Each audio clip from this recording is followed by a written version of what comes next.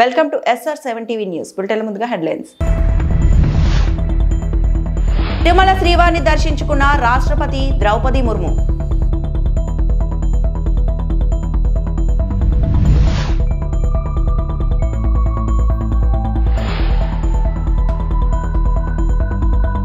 ప్రధానమంత్రి నరేంద్ర మోడీ దక్షిణాఫ్రికాలో G20 నాయకుల శిఖరాగ్ర సమావేశంలో పాల్గొనున్నారు.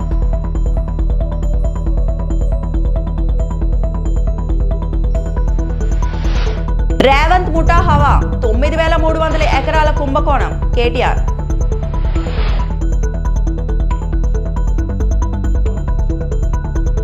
ప్రధానమంత్రి నరేంద్ర మోడీ దక్షిణాఫ్రికాలో జోహాన్స్బర్గ్ కు విమానంలో బయలుదేరారు. అక్కడ జరుగుతున్న G20 నాయకుల శిఖరాగ్ర సమావేశంలో పాల్గొనున్నారు.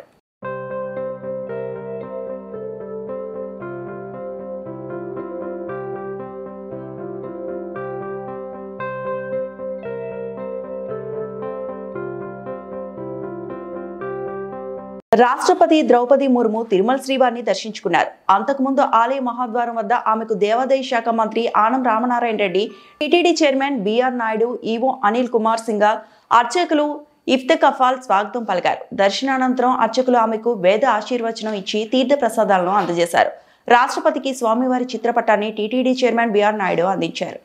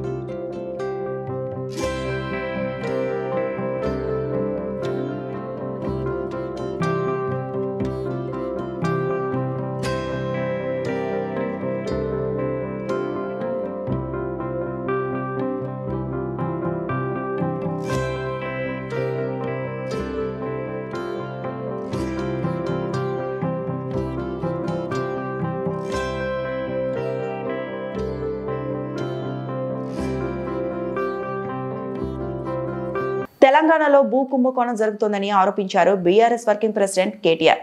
4 లక్షల కోట్ల విలువ చేసే భూమిని కొల్లగొట్టేందుకు ముఖ్యమంత్రి రేవంత్ ముఠా ప్రయత్నిస్తోందని సంచలన వ్యాఖ్యలు చేశారు. అలాగే ఫార్ములా ఈ కార్ రేస్ కేసులో తాను ఏ తప్పు చేయలేదన్నారు. తనను అరెస్టు చేసే ధైర్యం రేవంత్ రెడ్డి చేయడు అంటూ కామెంట్స్ చేశారు. మాజీ మంత్రి బీఆర్ఎస్ ఎమ్మెల్యే కేటీఆర్ తెలంగాణ భవన్లో మీడియాతో మాట్లాడుతూ రాష్ట్రంలో భూములు ఎక్కడున్నా రేవంత్ ముఠా అక్కడ వాలిపోతుంది. ఎంతో విలువైన భూములపై రేవంత్ కుటుంబ సభ్యులు కన్నుపడింది. బాలానగర్ పరిసరాల్లో సుమారు 93,000 ఎకరాల భూ కుంభకోణం జరుగుతోంది. బాలానగర్ కాటేదాన్ జీడిమెట్లతో తన వాళ్లకు రేవంత్ భూములు ఇచ్చారు. 4 లక్షల కోట్ల కుంభకోణం జరుగుతుంది. జవాన్లో ఉన్నప్పుడు కూడా ఆ భూమికి సంబంధించిన ఫైల్లే రేవంత్ ఆదేశాలు ఇచ్చారు. ఇవాళ అట్లాంటి భూముల్లో రేవంత్ రెడ్డి ప్రభుత్వం తెరలేపిన కుంభకోణం ఎంత పెద్దది అంటే దాదాపు 9,200 పైచిలుకు ఎకరాలు, దాదాపు 9,300 ఎకరాల భూమి హైదరాబాద్లో. అంటే మీరు సగటున 40 కోట్లు వేసుకున్న ఎకరానికి దగ్గర 4 లక్షల కోట్లు, దగ్గర అంటే 3.5 లక్షల కోట్ల నుంచి 4 లక్షల కోట్ల మధ్యన మార్కెట్ వాల్యూ ప్రకారం. లేదు 50 కోట్లు వేసుకున్నారనుకో సగటున దగ్గర 5 లక్షల కోట్ల విలువ చేసే ఆస్తిని అందులో మరి ఇవాళ ఆయన అనుయాయులకు, ఆయన వందిమాగదులకు, ఆయన బామ్మర్దులకు, ఆయన తమ్ముళ్లకు, ఆయన చుట్టూ ఉండే బ్రోకర్లకు ఇవాళ ఒప్పందాలు కుదిరించి ఒక అతిపెద్ద భూ కుంభకోణానికి రేవంత్ రెడ్డి ప్రభుత్వం మొన్న జరిగిన కేబినెట్ సమావేశంలో తెరలేపింది. ఇది నేనేదో ఊరికే ఆషామాషిగా ఆరోపణలు చేయట్లేదు. ఎక్కడెక్కడ విలువైన భూములు ఉన్నాయో ఇవాళ హైదరాబాద్ చుట్టూ అక్కడ రేవంత్ రెడ్డి ముఠా వాలిపోయింది. మొన్న కొండా సురేఖ గారి ఉదంతమే దానికి ఒక క్లాసిక్ ఎగ్జాంపుల్. కొండా సురేఖ గారి కుమార్తె ఆ రోజు కొన్ని ఆరోపణలు చేసింది నిర్దిష్టంగా. మిగతా ఆరోపణలు పక్కన పెడితే ఒక స్పష్టమైన ఆరోపణ ఆ రోజు చేసింది అమ్మాయి. మంచిరేవులలో ఒక భూమి ఉంది, ఆ భూమిలో రేవంత్ రెడ్డి గారి బ్రదర్ కన్నుబడ్డది. అందుకే ముఖ్యమంత్రి గారు జపాన్లో ఉంటే కూడా మేము అక్కడ ఆ భూమి కాడికి పోయేందుకు ఎండోమెంట్స్ రోడ్డు పర్మిషన్ ఇస్తే, ఎండోమెంట్స్ వాళ్ళు ఉన్న భూమిలోకి వెళ్ళి రోడ్డు పర్మిషన్ ఇస్తే ముఖ్యమంత్రి గారు జపాన్లో ఉండి కూడా ఆ ఫైల్ తెప్పించుకొని ఆపేసిండు. అంటే ఒక రియల్ ఎస్టేటు దందా చేసేవాడు ముఖ్యమంత్రి అయితే ఏమవుతుంది అంటే ఒక ఇది అవుతుంది. ఇలా ఆయన ఆలోచన అంతా కూడా భూముల చుట్టూ, భూమి చుట్టే పరిభ్రమిస్తూ ఉన్నది. ఇవాళ జరుగుతున్నది ఏంటి అంటే పక్కన బుద్వేల్లో మూసీ ప్రాజెక్టు పేరు మీద అక్కడ కుంభకోణం. అట్లాగే మెట్రోలో భూమి మీద కన్నేసే మెట్రో CFOని బెదిరించి ఎల్ఎన్టీని మెట్రో. ఇవాళ రేవంత్ రెడ్డి గారు ఏం చేస్తున్నారంటే ఆయన ప్రభుత్వం ఏం ఆలోచన, ఎంత పెద్ద కుంభకోణం అంటే ఇదేం పాలసీ అంటే తెలుసా మీకు? ఈ 9,292 ఎకరాలు వీళ్ళు ఏం చేస్తారట అంటే మా గవర్నమెంట్లో మేమున్నప్పుడేమో 100% SRO రేట్ చెల్లించాలా ఒరిజినల్ అలాటీ చేతిలో ఉంటే, ఒరిజినల్ అలాటీ చేతిలో కాకుండా ఇంకోరి చేతికి పోతే 200% అని పెడితే రేవంత్ రెడ్డి ఏమంటున్నాడు, కేవలం అప్లికేషన్ పెట్టుకుంటే వారం రోజులనే పర్మిషన్ ఇస్తారట. ఏది TS ఐపాస్ లెక్క. అర్జెంటుగా డబ్బులు కావాలి కాబట్టి, అర్జెంటుగా లూట్ చేయాలి కాబట్టి వారం రోజుల్లో పర్మిషన్, మరొక వారం రోజుల్లో స్పెషల్ CS ఆధ్వర్యంలో కమిటీ అప్రూవల్, మరొక వారం రోజుల్లో ఫీజు డిమాండ్ నోటీస్, 45 రోజుల్లో మొత్తం ప్రక్రియ పూర్తి.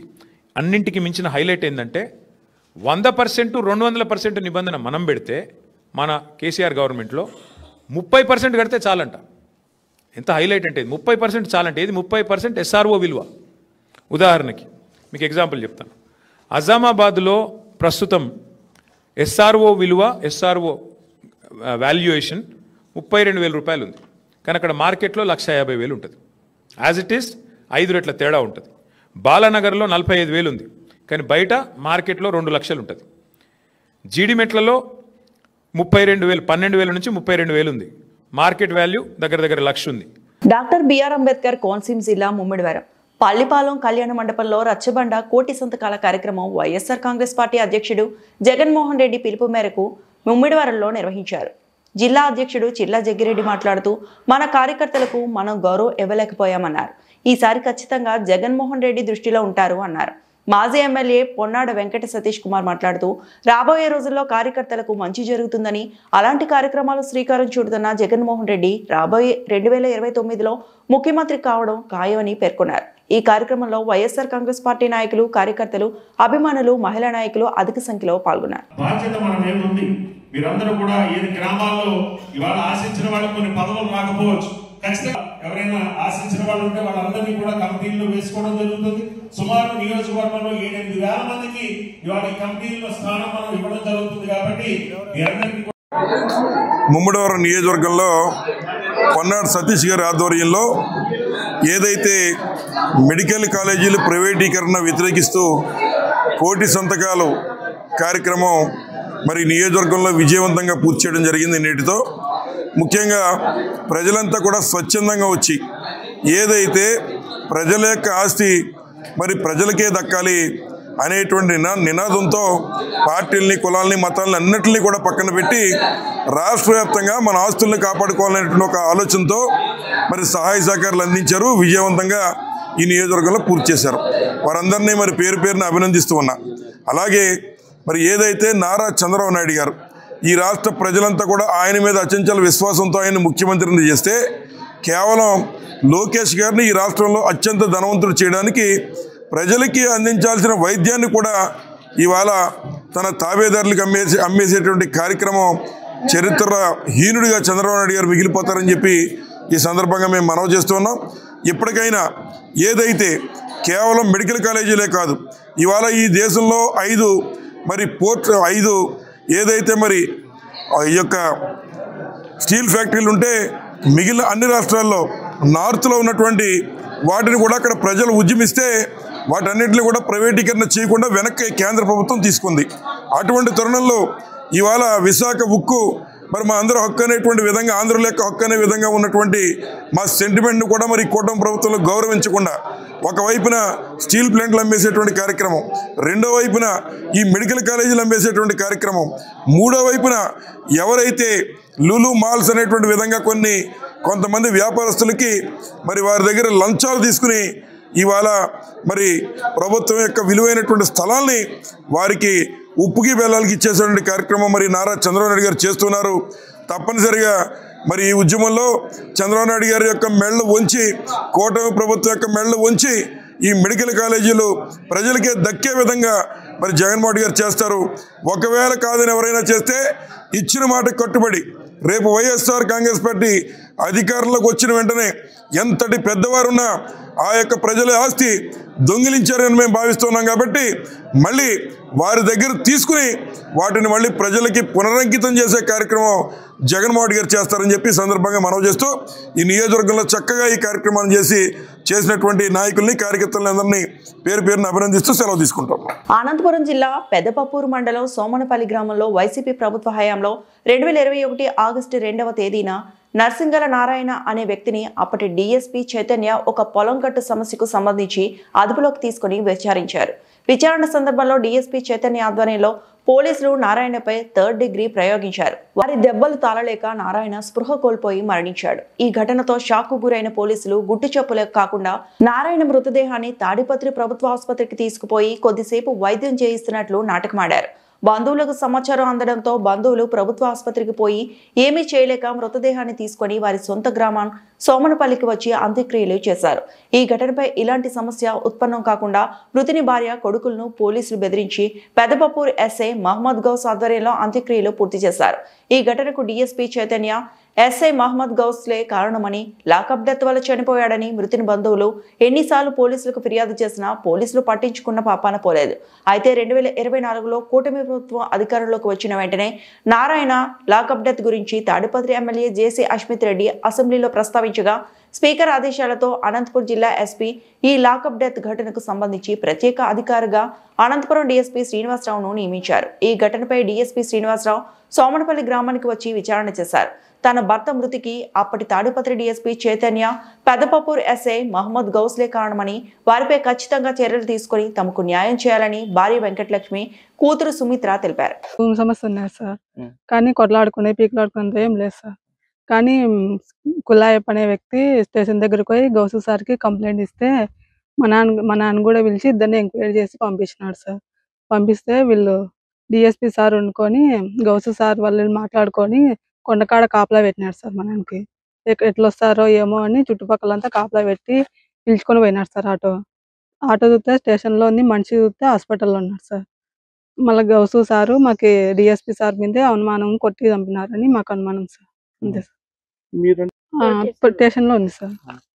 అప్పుడు సెల్లు గాని పని చేయలేదు సార్. సెల్లు గాని లేదు సార్ మాకు ఇప్పుడు. మా నాన్నది సెల్లు గాని ఇవ్వలేదు సార్. మాకు గౌసు సారు డిఎస్పీ సార్ చేసినారని చదువుతాను సార్. వాళ్ళ మీద డౌట్ సార్ మాకు చేసిన. అప్పుడు పట్టించుకున్నాం సార్, కానీ కేసు ఏం జరగలేదు, న్యాయం కూడా జరగలేదు సార్ మాకు. అంతే సుమిత్ర సార్. నాన్న సార్.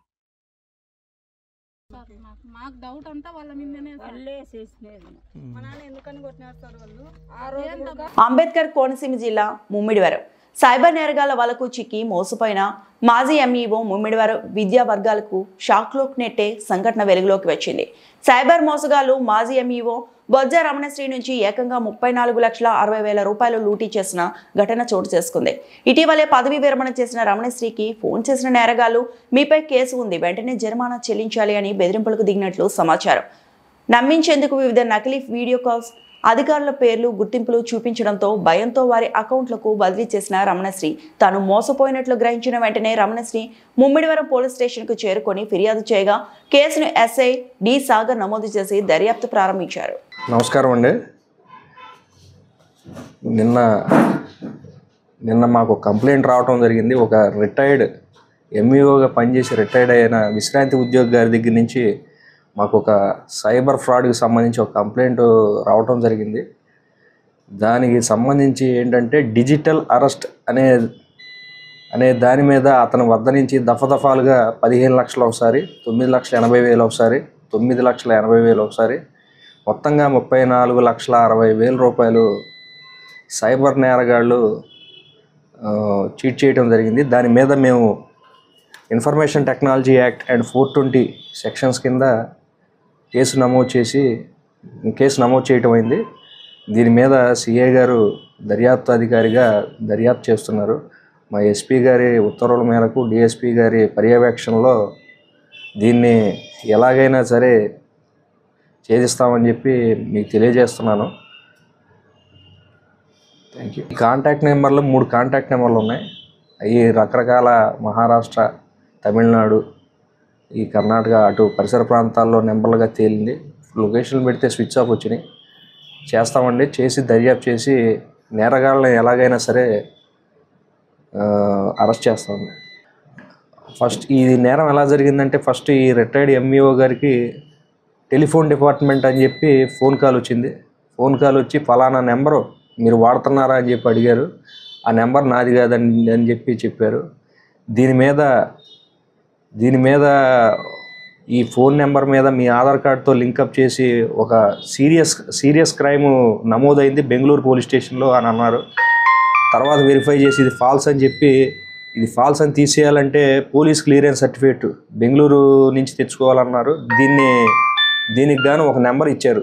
అతను కాంటాక్ట్ చేయండి అని అంటే అతను వేరే అతనితో కాంటాక్ట్ చేసి ఈ ఆధార్ నెంబర్ మీద ఇంకేమన్నా వేరే నేరాలు ఉన్నాయా అని చెప్పి పరిశీలిస్తే కెనరా బ్యాంక్ ఏటీఎం ఫ్రాడ్ ఒకటి ఉందని చెప్పారు. దాని మీద హౌస్ క్వారంటైన్ అయ్యి ఎవరికి చెప్పొద్దు, చాలా సీక్రెసీ, నేషనల్ సీక్రెసీ కింద మెయింటైన్ చేసి ఎవరికి చెప్పొద్దు అని చెప్పగా ఆయన ప్యానిక్ అయిపోయి ఇంకెవరికి చెప్పలేదు. యాక్చువల్గా వీళ్ళు 8వ తారీఖు కాల్ చేశారు. 10వ తారీఖు ఒక 15 లక్షలు, 12వ తారీఖు 9,80,000, మళ్ళీ 15వ తారీఖు 9,80,000. ఇలాగా 3 విడతలుగా 34 లక్షలు వాళ్ళకి సైబర్ నేరగాళ్ళు కాజేయటం జరిగింది. దాని మీద దర్యాప్తు చేసి ముమ్మిడివరం రిటైర్డ్ ఎంఈఓ గారండి, మొత్తంగా ఉండాలండి. అతను ఒక రిటైర్డ్ ఎంఈఓ గారండి, విశ్రాంతి ఉద్యోగి. ఈ సర్వీస్ అంతా చేసి పెన్షన్ డబ్బులు ఈ విధంగా సైబర్ నేరగాళ్ళకి పోగొట్టుకోవడం అనేది చాలా దురదృష్టకరం. డిజిటల్ అరెస్ట్ అనే పదమే లేదండి. డిజిటల్ అరెస్ట్ అనేది మీకు ఎవరన్నా వీడియో కాల్స్ కానీ ఫేక్గా ఫోన్ చేసి చెప్పినా సరే వెంటనే అప్రమత్తంగా ఉండాలి. మీకు అలాంటి ఫోన్ కాల్ వచ్చిన వెంటనే మా పోలీస్ స్టేషన్కి రావాలండి. మీరు డిలే చేయటం వల్ల మీ విలువైన సంపద అనేది మీరు కోల్పోతూ ఉంటారు. వెంటనే మాకు ఇంటిమేట్ చేస్తే మనకి cyber crime toll free number ఉందండి, 1930 అని చెప్పి ఉంది. దానికి వెంటనే కాల్ చేసిన యెడల చాలా వరకు దీన్ని ప్రివెంట్ చేయొచ్చండి. ఈ వార్తలు ఇంతటితో సమాప్తం.